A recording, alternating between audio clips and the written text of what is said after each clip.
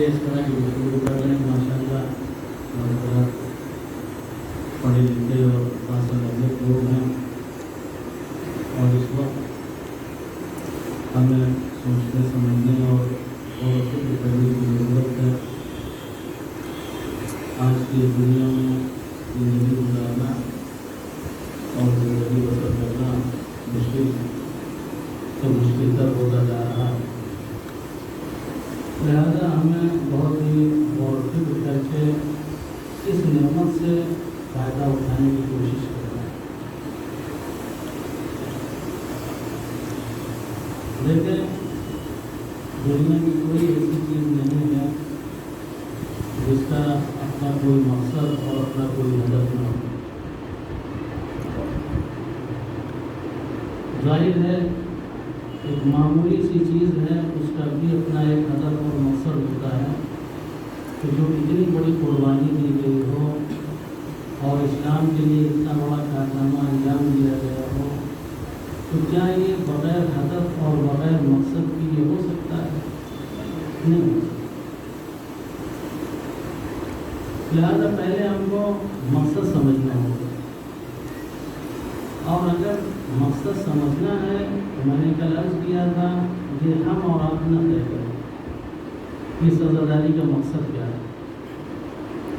اس کے مقصد کو اگر سمجھنا ہے تو امام حسین علیہ السلام کے قیام کو پہلے آپ سمجھ لیں، مقصد کو سمجھ میں آ جائے کہ امام حسین علیہ السلام نے قیام کیوں کیا۔ جب ان کے قیام کی وجہ پتہ چل جائے گی، ان کے قیام کی وجہ معلوم ہو جائے گی، تب مقصد خود بخود معلوم ہو جائے گا۔ آپ کے قیام کے جو مقصد اور ہدف تھا خود آپ نے اپنے زبانی مدینے میں بیان کیا، اور ایک تحریری شکل میں اپنے بھائی محمد حنفیہ کو دیا کہ انی لم اخرج اشرا ولا فطرا ولا مفسدا ولا ظالما انما خرجت لطلب الاصلاح فی امت الاسلام، کہ میں یہ جو مدینے سے نکل رہا ہوں یہ تو میں نکالا نہیں جا رہا ہوں، میں خود سے نکل رہا ہوں، یہ ہمارا فرض ہے۔ پہلی چیز تو انسان جب ذمہ دار ہوتا ہے تو وہ پھر سوچتا نہیں کہ کوئی ہم سے کچھ کہے تب ہم کوئی کام کریں۔ جب کوئی ذمہ دار شخص ہوتا ہے اور کوئی امانت کو کہیں پڑی ہوئی دیکھتا ہے تو فوراً اٹھانے کی کوشش کرتا ہے۔ بے شک، سبحان اللہ، سبحان اللہ۔ یہ ایک ذمہ دار شخص کی پہچان ہے، ورنہ دنیا میں امانتیں بہت سی پڑی ہوئی ہیں، ان امانتوں کو کوئی اٹھانے والا نہیں۔ ہمارے گھر میں نہ جانے کتنی امانتیں پڑی ہوئی ہیں، ضائع ہو رہی ہیں، ان کو اٹھانے والا کوئی نہیں۔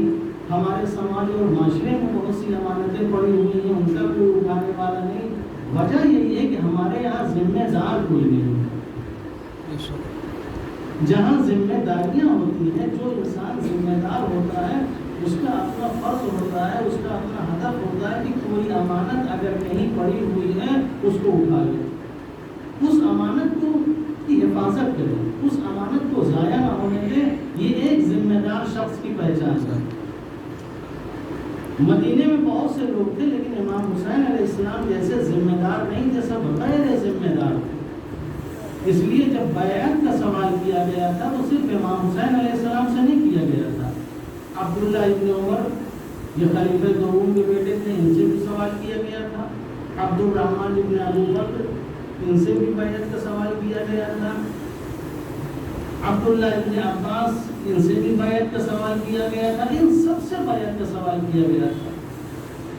لیکن امام نے اپنا فیصلہ سنا دیا کہ میں جا رہا ہوں، ایک ذمہ دار شخص، لیکن یہ غیر ذمہ دار تھی کہ میں بعد میں سوچوں گا، میں بعد میں بتاؤں گا ہمیں اس بارے میں کیا کرنا ہے کیا نہیں کرنا ہے۔ عبداللہ ابن زبیر مدینہ چھوڑ کے مکے بھاگ گئے، عبداللہ ابن عمر یہ جو ہے مدینے کے باہر جا کے خیمہ لگا کے وہاں ایک الگ کی زندگی گزارنے لگے کہ ہم بالکل نیوٹرل ہیں، ہم سے کوئی مطلب نہیں ہے، ہم بالکل غیر ذمہ دارانہ زندگی گزار رہے ہیں۔ سبحان اللہ، سبحان اللہ۔ یہ اس طریقے سے انسان کا نیوٹرل ہونا، ایک الگ الگ زندگی گزارنا، یہ حسینی شان نہیں ہے۔ سبحان اللہ، سبحان اللہ، سبحان اللہ، سبحان اللہ۔ انسان جو ہے ہر معاملے میں دخیل ہو، وہ دیکھے، غور کرے، فکر کرے کہ ہماری ذمہ داری کیا ہے۔ اسی لیے عزادار ہر ایک نہیں ہو سکتا. عزادار یعنی ذمہ دار. سبحان اللہ سبحان اللہ سبحان اللہ. بہت بڑی ذمہ داری ہوتی ہے عزادار کی. یہ معمولی بات نہیں ہے کہ عزاداری کرنا آسان ہے. اور آج ہم نے آسان بنا لیا چونکہ ہمیں عزاداری کی معرفت نہیں معلوم. ہمیں کیا معلوم عزاداری کیا ہے؟ اس لیے کہ نہ ہم نے اپنے بیٹے کو قتل کروایا, نہ ہم نے اپنے بھائی کو مروایا, نہ ہم اپنے ماؤں بہنوں کی ہم نے چادریں دی. ہم کو احساس ہی نہیں ہے. ہم کو احساس ہی نہیں ہے کہ آخر ہوا کیا کربلا میں. ڈوب کر پار اتر گیا اسلام. آپ کیا جانے کربلا کیا؟ کربلا آپ کو کیا پتا کربلا کیا؟ یہ کربلا والے جانتے ہیں جو کربلا میں تھے. حسین ابن علی سے پوچھیں کربلا کیا ہے, امام سجاد سے پوچھیں کربلا کیا ہے, جناب زینب سلام اللہ علیہ سے پوچھیں کربلا کیا ہے. یہ لوگ بتائیں گے کربلا کیا ہے. ہم کو کربلا کیا معلوم؟ ہم کو کربلا کیا معلوم؟ ہمیں کربلا کی حقیقت کا کیا علم ہے؟ کربلا میں ہوا کیا ہے؟ لہٰذا نہ ہمارے پاس وہ درد ہے, نہ وہ تکلیف ہے, نہ وہ احساس ہے. امام حسین علیہ السلام لاکھ آواز دے رہے ہیں, حل من ناصر ینصرنا, ہے کوئی میرا ناصر, ہے کوئی میرا مددگار. ہم کیوں آواز دیں گے کہ ہاں ہم آپ کے ناصر و مددگار ہیں؟ ہم نے کیا کھویا ہے؟ کچھ نہیں کھویا. باپ دادا سے ہم نے یہ سب وراثت میں ہمیں مل گئی ہے. ہم آسانی سے لے کے چلے جا رہے ہیں. ہم کو درد کیا ہے, ہم کو احساس کیا ہے, یہ کیا ہے؟ تو کربلا میں جو کچھ ہو پوچھنا ان سے کوئی ذمہ دار ہونا چاہیے. غیر ذمہ دار دے لو چلے گئے. امام حسین علیہ السلام ذمہ دار, یہ میری ذمہ داری ہے. میں مدینے میں نہیں رہ سکتا. اگر چاہتے تو مدینے میں آرام سے رہتے سکون سے. یزید میں تیری بیعت نہیں کروں گا لیکن تجھ سے میرا کوئی سروکار بھی نہیں ہے, جو چاہے تو کر لے. کہہ سکتے تھے. نانا کی مزار, نانا کا روضہ ہے, ماں کی مزار ہے, بھائی کی قبر ہے. چاہتے تو زندگی بھر بیٹھ کے مجاوری کرتے, آرام سے کھاتے, کسی طرح کی کوئی تکلیف نہ دکھ نہ درد کچھ نہ ہوتا ہے. امام کو اتنی قربانیاں نہ دینی پڑتی امام کو. لیکن جو ذمہ دار ہوتا ہے وہ بیٹھ کے کھانے کی نہیں سوچتا, وہ ذمہ داری. سبحان اللہ سبحان اللہ سبحان اللہ سبحان اللہ سبحان اللہ. وہ ذمہ داری نبھانے کی کوشش کرتا ہے. آج ہم صرف اور صرف بس ہم ذمہ داری نہیں نبھانا چاہتے بلکہ ہم کچھ اور کرنا چاہتے. عزادار یہ سب سے بڑا ذمہ دار ہوتا ہے, سب سے بڑا ذمہ دار ہے. اس کا معاملہ واقعہ اس وقت بہت سوچنے سمجھنے کی ضرورت ہے.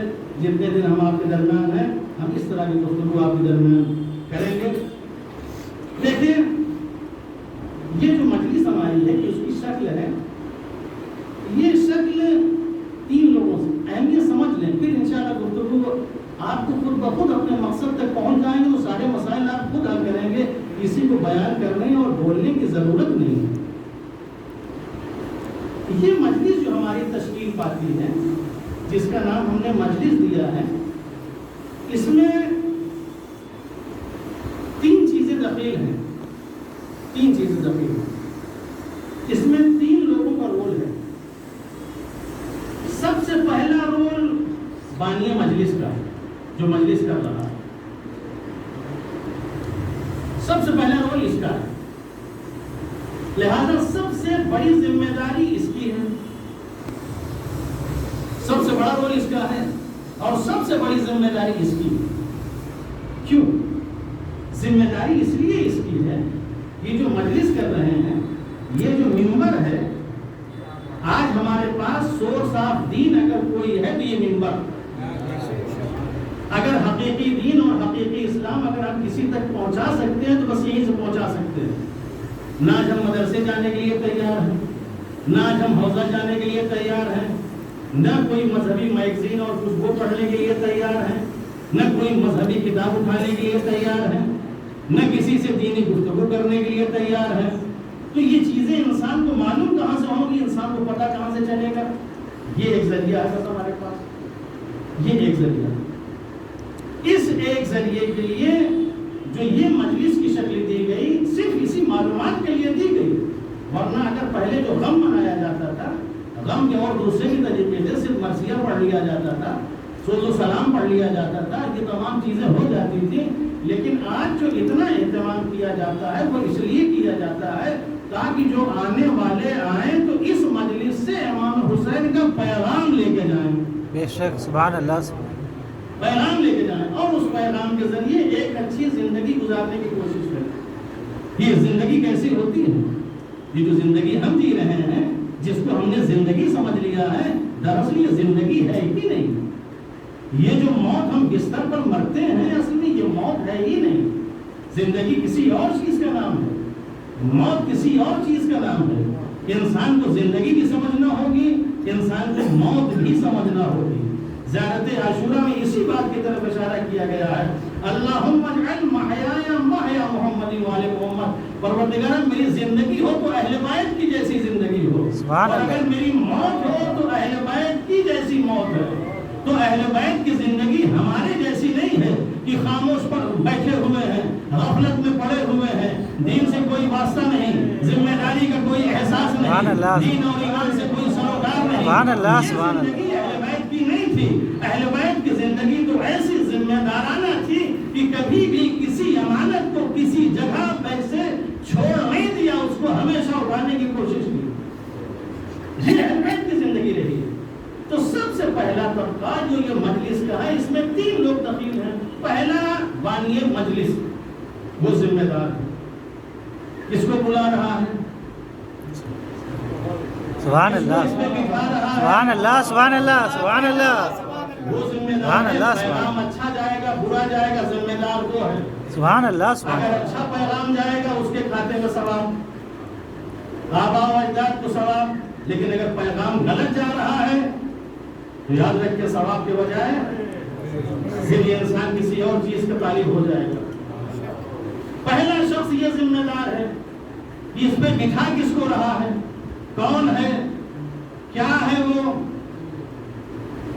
اس کی صلاحیت کیا ہے، اس کی قابلیت کیا ہے۔ اس لیے یہاں جو آ رہا ہے وہ روحانی علاج کرنے کے لیے آ رہا ہے، روحانی علاج کرنے کے لیے آ رہا ہے، جسمانی علاج کرنے کے لیے نہیں آ رہا۔ یہ ڈاکٹر صاحب بیٹھے ہوئے ہیں، یہ جسمانی علاج، کوئی ایک انسان اگر بیمار ہوتا ہے تو وہ بیماری ایک انسان تک ہوتی ہے، اس کو آپ اچھا کر لے جائیں مسئلہ حل ہو جائے گا، لیکن روحانی بیماری ایک انسان تک سبحان اللہ سبحان اللہ سبحان اللہ، دوسری ہوتی ہے، سبحان اللہ سبحان اللہ، پھیلنے والی ہوتی ہے، سبحان اللہ، گھر سے خاندان تک پہنچے گی، خاندان سے سماج تک پہنچے گی، سماج سے معاشرے تک پہنچے گی۔ لہذا جسمانی علاج سے کہیں زیادہ انسان کو توجہ روحانی علاج پہ دینا چاہیے۔ جسمانی علاج کے لیے جب تک 10 آدمی سے مشورہ نہیں لے لیں گے تب تک کسی ڈاکٹر کے پاس نہیں جائیں گے، سبحان اللہ، تب تک کسی حکیم کے پاس سبحان اللہ سبحان اللہ، تب تک استخارہ نہیں کروا لیں گے، تب تک کسی سے مشورہ نہیں، سبحان اللہ سبحان اللہ۔ جسمانی علاج جس جسم کی کوئی حیثیت نہیں ہے، مرنے کے بعد ہم مٹی میں اس کو دفن کر دیتے ہیں، اس کے لیے 10 آدمی سے مشورہ کر رہے ہیں، اس کی قابلیت کے بارے میں پوچھ رہے ہیں، اس کی ڈگری کے بارے میں پوچھ رہے ہیں۔ یہ جو روحانی علاج کرنے کے لیے آ رہا ہے، یہ جو سماج اور معاشرے کو سدھارنے کے لیے، سبحان اللہ سبحان اللہ سبحان اللہ سبحان اللہ، یہاں صلاحیت کیوں سمجھ میں نہیں آتی؟ جس کو چاہا بلا لیا، جس کو چاہا بٹھا لیا۔ سبحان اللہ سبحان اللہ سبحان اللہ سبحان اللہ، یہ ساری چیزیں ہیں۔ ذمہ دار، سب سے پہلا ذمہ دار وہ ہے۔ ایک ذریعہ اس نے بنایا تھا پیغام پہنچانے کا، لیکن پیغام کیا پہنچانا تھا، کیا پہنچایا، یہ ذمہ دار ہے، یہ پکڑا جائے گا۔ کیا کیا، کیا کیا؟ پہلا طبقہ یہ ہے۔ دوسرا طبقہ جس کو بلا رہا ہے ذاکر، مولوی، عالم ہو، اگر یہ نہ بلاتے ہم یہاں آتے؟ بلایا تو ہم آئے، جس کو بلائیں گے وہ آئے گا۔ آج ہم کو بلایا ہم آئے، کل کسی اور کو بلائیں گے وہ آئے گا۔ تو سب انہی کے ہاتھ میں تو ہے، ممبر ہمارے ہاتھ میں ہے نہیں، ممبر عوام کے ہاتھ میں ہے، ممبر عوام کے ہاتھ میں ہے، فیصلہ آج عوام کا ہے، اچھے برے کا فیصلہ وہ کرے گی، عالم اور جاہل کا فیصلہ آج وہ کرے گی، اور فیصلہ بھی ہم آج کل بڑی آسانی سے کر لیتے ہیں۔ یوٹیوب پہ گردتی ندائی مجلس کو سن لیا، دیکھ لیا، پڑھنے کا انداز کیا ہے، ان کا ہنر کیا ہے، ان کا کمال کیا ہے، ان کا دیا حضور چلے آئیے. اس سے کسی کی صلاحیت کا اندازہ کیا کریں گے؟ اس سے کسی کی قابلیت کا اندازہ آپ کیا کریں گے؟ یہ ذمہ داری. تو ایک چیز یہ ذمہ دار بلانے والا، جس کو بلائے گا وہ ہے. یہ اگر نہ بلاتے ہمیں نہ آتے، ان کے ہاتھ میں ہے یہ. دوسری چیز ہم آئے، ہمارے اندر صلاحیت ہونی چاہیے. ہم ذمہ دار، ایک ذمہ دار وہ ہے، ایک ذمہ دار ہم ہیں. وہ اپنی ذمہ داری کا ثبوت پیش کریں، ہم اپنی ذمہ داری کا ثبوت پیش کریں. ہم اپنی ذمہ داری کا ثبوت پیش کریں. ان اہالیان منبر کے لیے قرآن کہتا ہے، سورہ بقرہ میں ارشاد ہوتا ہے قولوا قولا حسنا. جب اس منبر پہ آؤ تمہاری گفتگو حسین ہو، تمہاری گفتگو سبحان اللہ، سبحان اللہ، تمہاری گفتگو میں پیار ہو، سبحان اللہ، تمہاری گفتگو میں محبت ہو. سبحان اللہ. قسم خدا کی اگر آج یہ پیار محبت ہم نے باقی رکھا ہوتا، جو آج بہت سے لوگ ہم سے کٹ کے دور ہو گئے ہیں وہ دور نہ ہوتے، آج اسی فرش عزا پہ ہوتے. اور اسلام لوگوں کو بھگانے کا نام نہیں ہے، سبحان اللہ، سبحان اللہ، بھگانے کا نام سبحان اللہ. ہے. ہم نے لوگوں کو بھگانے کا کام کیا ہے، بھلانے کا کام سبحان اللہ، سبحان اللہ، سبحان اللہ، سبحان اللہ، سبحان ہم نے اللہ. لوگوں کو بھگانے کا کام کیا. اس لیے ہماری گفتگو میں حسن نہیں ہے، ہماری گفتگو میں شرافت نہیں ہے، ہماری گفتگو میں کسی چیز طرح کا کوئی کمال نہیں پایا جاتا. قرآن کہتا ہے قولوا قولا حسنا. کسی سے بات کرو بہت اچھے انداز سے، بہت پیار سے، بہت محبت سے. کہ آپ جب بات کریں تو بات کرنے سے آپ کے اندر ایک کشش ہونا چاہیے، ایک جذبہ ہونا چاہیے کہ لوگ کھینچ کے آپ کی طرف آئیں. آپ کے اندر کشش ہونا چاہیے، لیکن وہ کشش ہمارے اندر نہیں ہے. ہم نے ایسی نفرت آمیز گفتگو کی، ہم نے ایسی گفتگو کی جس کی وجہ سے جس کو قریب ہونا تھا آج ہم سے دور ہو گئے. قرآن کیا کہتا؟ قولوا قولا حسنا. یہ ذمہ دار شخص کے لیے پہلی چیز. دوسرا، یہ صرف میں آپ کو اشارہ کر رہا ہوں، ورنہ یہ سب اگر آپ سے کے سامنے گفتگو کریں گے تو بہت ہو جائے گا. سورہ احزاب میں ارشاد ہوتا ہے قولوا قولا سدیدا. اس منبر پہ آنے کے بعد جب بھی کوئی گفتگو کرو، ٹھوس گفتگو کرو، ٹھوس گفتگو کرو، دینی گفتگو کرو، ریفرنس کے ساتھ گفتگو کرو، حوالے ہونا چاہیے، ریفرنس ہونا چاہیے، ٹھوس گفتگو ہونا چاہیے، معلوماتی گفتگو ہونا چاہیے، علم اور معرفت سے پر گفتگو ہونا چاہیے. قولوا قولا سدیدا. اتنی محکم اور مضبوط بات ہونی چاہیے کہ جب لوگوں کے سامنے آپ پیش کریں، لوگوں کے سامنے آپ بیان کریں تو وہ ساری چیزیں لوگ اسے قبول کرتے جائیں، لوگوں کے دلوں میں اترتی جائے کہ ہاں واقعی جو بات کہی جا رہی ہے یہ ہوائی میں نہیں کہی جا رہی ہے، یہ لفظرانی اس میں نہیں کی جا رہی ہے، یہ وہ باتیں ہیں جو حقائق کے اوپر مبنی ہیں، وہ باتیں کی جا رہی ہیں. قولوا قولا سدیدا. یہ دوسری صفت ہے اس منبر پہ آنے والی. گفتگو ہو تو سجیو ہونا چاہیے، محکم ہونا چاہیے، مضبوط ہونا چاہیے، دین و اسلام سے ایک دم بھرپور ہونا چاہیے. ایسے گفتگو انسان کو کرنا چاہیے. اس کے بعد سورہ اسراء میں ارشاد ہوتا ہے قولوا قولا کریما.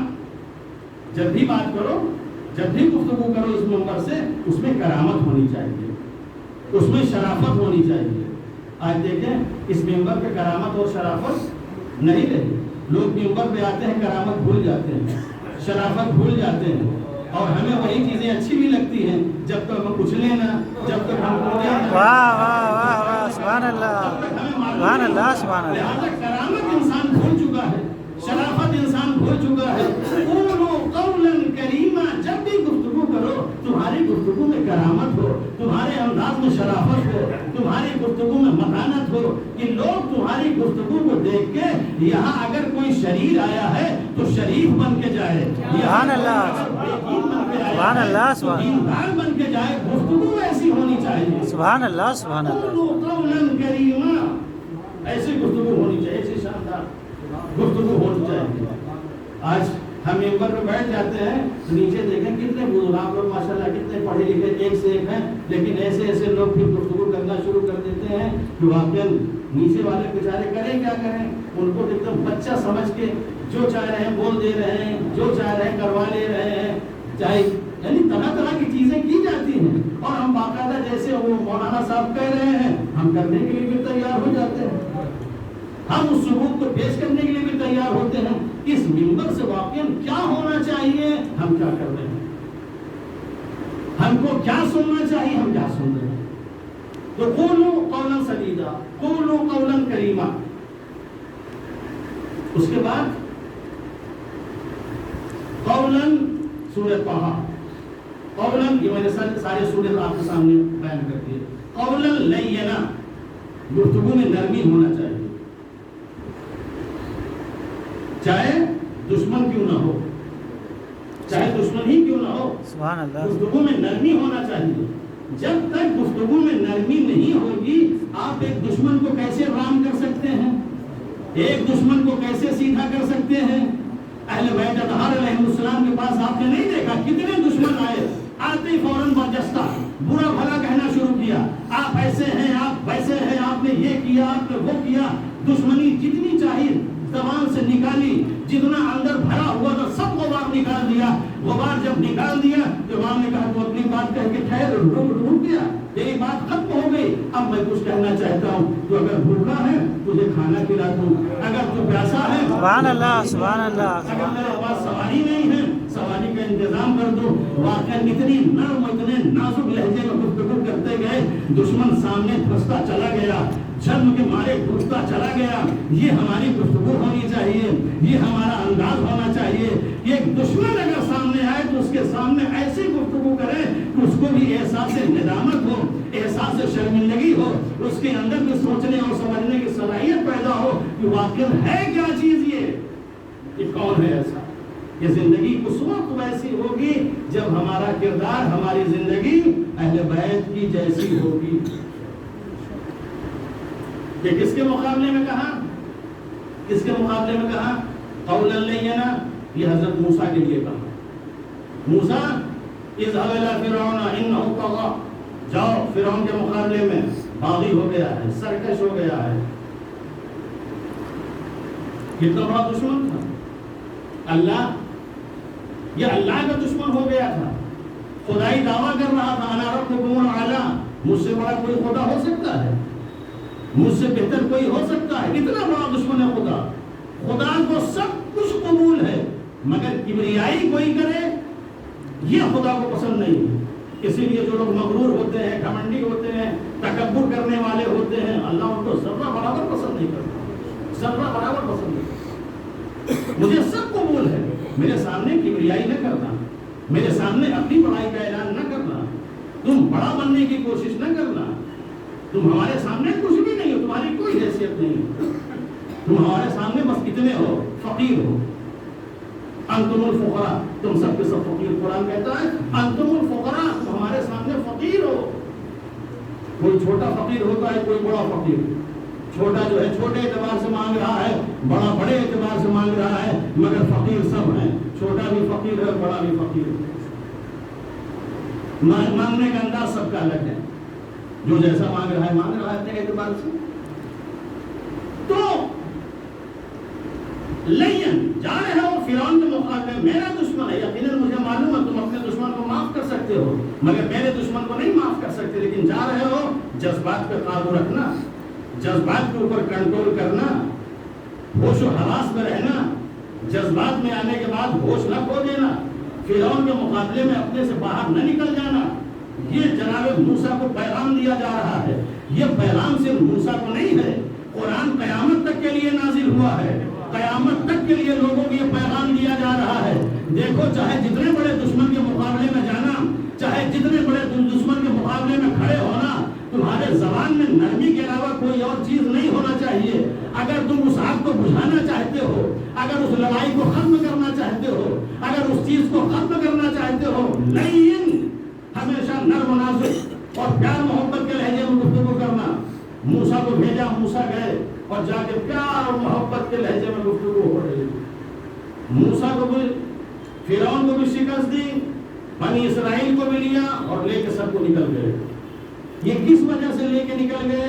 ایک قوم کو کس طریقے سے آزاد کیا، ایک قوم کو کس وجہ سے نجات دلائی؟ صرف اور صرف قول لین سے. آج اگر واقعا ہماری یہ قوم اگر نجات چاہتی ہے قول لین، اور یہ عزاداری جہاں بیٹھے ہوئے ہیں، خود موسیٰ تو بہت دور کی بات ہے، خود امام حسین علیہ السلام سے آپ پوچھئے کہ دشمن سے کیسے بات کی جا سکتی ہے، کس طریقے سے بات کرتے ہیں۔ روز عاشورہ امام حسین علیہ السلام نے کس طرح بات کی دشمن سے، جبکہ سب کو مار چکے تھے، سب کو شہید کر چکے تھے۔ کیسے جذبات ہونا چاہیے تھا، کیسے احساسات ہونا چاہیے تھا، لیکن جب دشمن کے سامنے جاتے ہیں کیا حسین خطبہ دیتے ہیں، کیا حسین خطبہ دیتے ہیں، کتنے پیار سے گفتگو کرتے ہیں۔ تم نے جو کچھ کیا ہم سب معاف کرنے کے لیے تیار ہیں اگر تم اب بھی میرے نانا کے دین پہ آ جاؤ۔ میں تمہیں دعوت دیتا ہوں الی سبیل رشاد، آ جاؤ تم راہ ہدایت پہ۔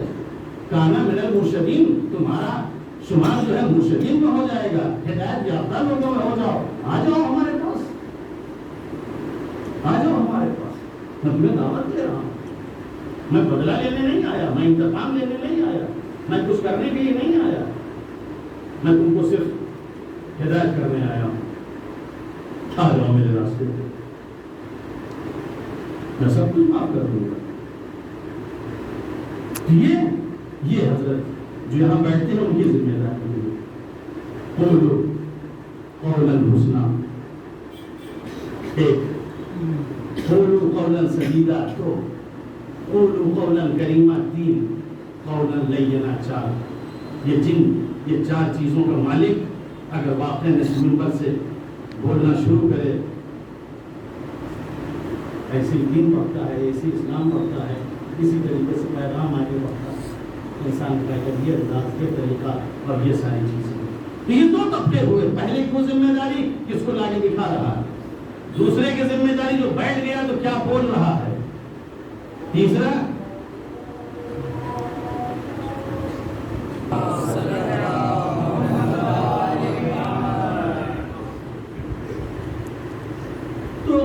ہو گئے۔ یہ مجلس جو تشکیل پاتی ہے تین لوگوں سے مل کے، پہلا بانیہ مجلس ہے، دوسرا جو پڑھنے آیا ہے وہ ہے، اس کی اپنی ذمہ داری ہے، اس کی اپنی ذمہ داری ہے، تیسرا جو طبقہ ہے وہ آپ حضرات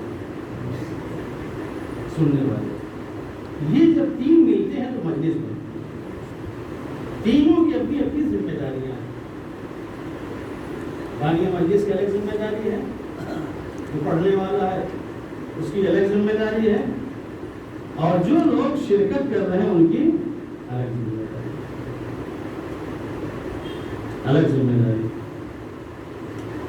اب یہاں جو بیٹھے ہیں، یہاں جو آئے ہیں، ان کی کیا ذمہ داری؟ پہلی چیز تو ان کے اندر آمادگی ہونی چاہیے، آمادگی ہونی چاہیے، تیاری ہونی چاہیے، ذہنی طور پر ان کو آمادہ ہونا چاہیے کہ ہم کہاں جا رہے ہیں اور کیا کرنے جا رہے ہیں، کس مقصد کے لیے جا رہے ہیں۔ دوسری چیز یہ کہ جو آ رہے ہیں کچھ بولا جائے گا، کچھ کہا جائے گا، اس کو ہمیں جمع کرنا ہے، وہ کہاں کریں گے؟ اس لیے جو بولا جائے گا وہ نور ہوگا۔ العلم نور یقذف اللہ فی قلبہ، اسے دل میں جانا ہے، تو دل ہمارا ہے کیسا؟ دل ہمارا ہے کیسا؟ اس میں کسی طرح کوئی کثافت تو نہیں ہے، گندگی تو نہیں ہے، برائی تو نہیں ہے، یہ کسی اور چیز سے تو نہیں بھرا ہے۔ واہ واہ واہ، سبحان اللہ۔ یہ خالی ہے کہ نہیں؟ اس کے اندر صلاحیت ہے، کوئی آیت اگر پیش کی جائے تو یہ اپنے اندر لے لے؟ اس کے اندر یہ صلاحیت ہے، کوئی حدیث اور پیغام اس کو اگر دیا جائے تو یہ قبول کر لے؟ اس کے اندر یہ صلاحیت ہے ان تمام چیزوں کو لینے کی؟ اس لیے یہ جو دل ہے، اس دل میں ایک وقت میں ایک ہی چیز رہے گی، ایک دل ایک چیز جو ہے ایک وقت میں رہے گی، دو چیزیں ایک ساتھ نہیں جمع ہو سکتی، یا تو اچھائی ہوگی یا تو برائی ہوگی، یا تو نیکی ہوگی یا تو بدی ہوگی۔ دو میں سے ایک چیز اس دل میں رکھنا ہے. اب اگر یہاں آ رہے ہیں آپ اور کچھ چیزیں اگر آپ کو دین اور اسلام کی رکھنا ہے تو دین اور اسلام کے لحاظ سے پہلے آپ تہذیب نفس کر کے آئیں, اپنے دل کو پاک و پاکیزہ کر کے آئیں, اپنے دل کو پاک و پاکیزہ اور صاف ستھرا کر کے آئیں, تاکہ جب کوئی چیز آپ کے سامنے پیش کی جائے تو اس ظرف میں آپ کا وہ چیز قبول کرنے کی صلاحیت ہو ظرف کے اندر. قرآن کی آیت ہے, قرآن کی آیت کہ ما جعل اللہ, ترجمہ سن لیں آیت شاید غلط ہو جائے. ہم نے کسی مرد یا عورت کے سینے میں دو دل نہیں رکھے. سورہ احزاب کی آیت. ہم نے کسی مرد کے سینے میں, کسی عورت کے سینے میں دو دل نہیں رکھے کہ ایک سے وہ دین پر عمل کرے, دوسرے سے دین پر عمل نہ کرے, ایک سے شریعت کی مخالفت کرے اور دوسرے سے شریعت کو قبول کرے. دل ایک ہی ہے اور ایک وقت میں ایک ہی ساتھ وہ کام کرے گا. دو چیزیں اگر آپ جمع کرنے کی کوشش کریں گے, دو چیزیں ایک ساتھ جمع نہیں ہو سکتی. جو دو چیزیں ایک ساتھ, یا تو اچھائی رکھیے یا تو برائی رکھیے. اگر آپ اچھائی رکھنے کے لیے آئے ہیں تو ان تمام برائیوں کو اپنے دل سے نکالیے. وہ بغض نکالیے, وہ حسد نکالیے, وہ کینہ نکالیے, وہ آپسی دشمنیاں نکالیے, وہ آپسی اختلافات نکالیے, سبحان اللہ, سبحان اللہ, ہٹائیے, وہ ساری چیزیں ہٹائیے. سبحان اللہ. اس کے بعد آپ آئیے. جب اس کے بعد آپ آئیں گے تب جا کے آپ اپنے دل میں اس مقدس چیز کو جگہ دے پائیں گے. اس لیے جہاں نجاست ہوگی وہاں طہارت نہیں آ سکتی. سبحان اللہ, سبحان اللہ, سبحان اللہ. یہی تو اہل بیت اطہار علیہ السلام کی خاصیت ہے کہ جہاں طہارت ہوتی ہے وہاں نجاست کا دخل نہیں ہوتا. نجاست وہاں آ ہی نہیں سکتی.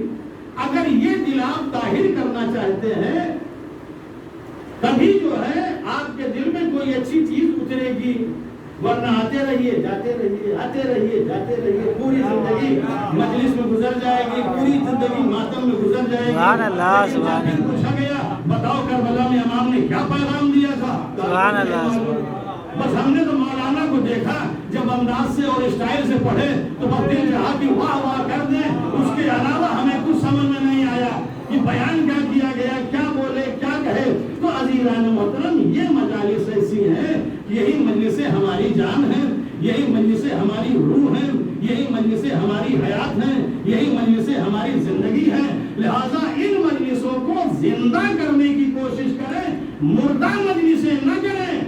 سبحان اللہ, سبحان اللہ, سبحان اللہ. اس لیے مجلسیں جو ہیں وہ زندوں کی ہیں, مردوں کی نہیں ہیں.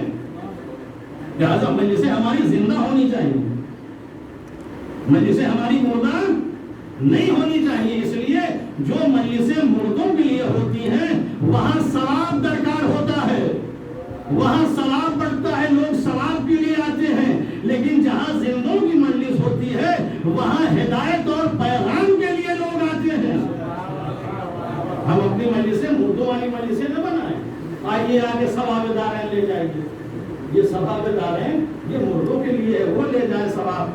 آپ کا بھی ثواب کا کام نہیں ہے, آپ زندہ ہیں, آپ اعمال کیجئے, آپ نیکیاں کیجئے. سبحان اللہ, سبحان اللہ, سبحان اللہ. ثواب کا کام کرنے کے سبحان اللہ, سبحان اللہ. یہی کام خود ثواب کا ذریعہ بنیں گے, یہی نیکیاں خود ثواب کا ذریعہ بنیں گی. الگ سے کچھ کرنے کی ضرورت نہیں ہے. زندہ ہے, زندوں والا کام کریں, مردوں والا کام نہ کریں. سبحان اللہ, سبحان اللہ, سبحان اللہ. لیکن مشکل یہی ہے کہ ہم حق مارتے مارتے اتنا آگے ہو گئے. واہ واہ, واہ واہ, وہ بھی ہم نہیں چھوڑتے. واہ واہ, واہ واہ. اللہم صلی علی محمد و آل محمد. آج واقعی دنیا پوری حقوق کی دنیا ہے. بیوی کے حقوق, بچوں کے حقوق, شوہر کے حقوق, والدین کے حقوق, سماج و معاشرے کے حقوق, پڑوسیوں کے حقوق. یہ دنیا حقوق سے بھری ہوئی ہے. لیکن آج ہم سارے حقوق کو اعمال کر دے رہے ہیں, سارے حقوق کو ہم اپنے پیروں تلے رون دے رہے ہیں. کسی کے حقوق کو ہم خیال نہیں کرتے, رعایت نہیں کرتے, سارے حقوق کو اعمال ہو رہے ہیں. تو یہ ہماری ذمہ داری ہے. ہم اپنے آپ کو آمادہ کریں, ہم اپنے آپ کو تیار کریں, تیار کر کے تب یہاں آئیں, تب یہاں آئیں.